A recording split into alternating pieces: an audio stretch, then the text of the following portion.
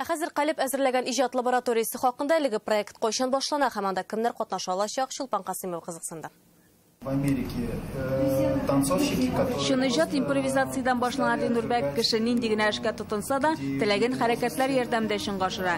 Сүзләр артык, импровизация латин теленнән алынган импровиз, әзерлексез дигән сүзне аңлата.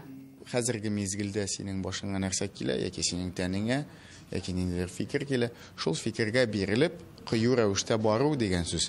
Бу юнәлеш татар халкында әле танылу алмаган әзәңгәр экраннардагы кайбер тапшыруларда бу жанр кулланыла башлады. Эксперимент рәвешендә Нурбәк Батулла Әлиф спектаклендә гәүдәләндерде. 50 минут дәвамында татар халкының язмышын ул әнә шулай бию хәрәкәтләре белән чагылдыра. Театрда импровизация ничек кулланыла? Қалип иҗат төркеме белән Габдулла Кариф театры моны сынап карарга тели. Бу уңайдан актерлык лабораториясе проектын игълан итәләр.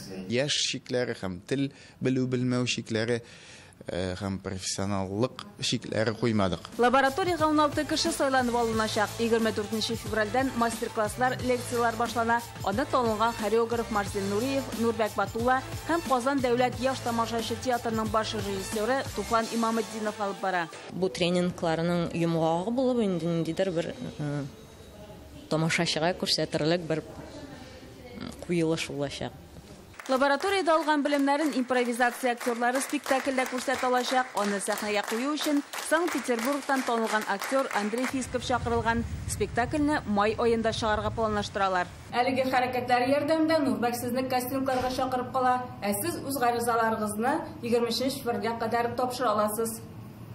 Гаризаларны сез Кариф театры сайтында, Қалип сайтында таба аласыз. Чулпан Касымова, Александр Вольнов, Яңа Гасыр каналы.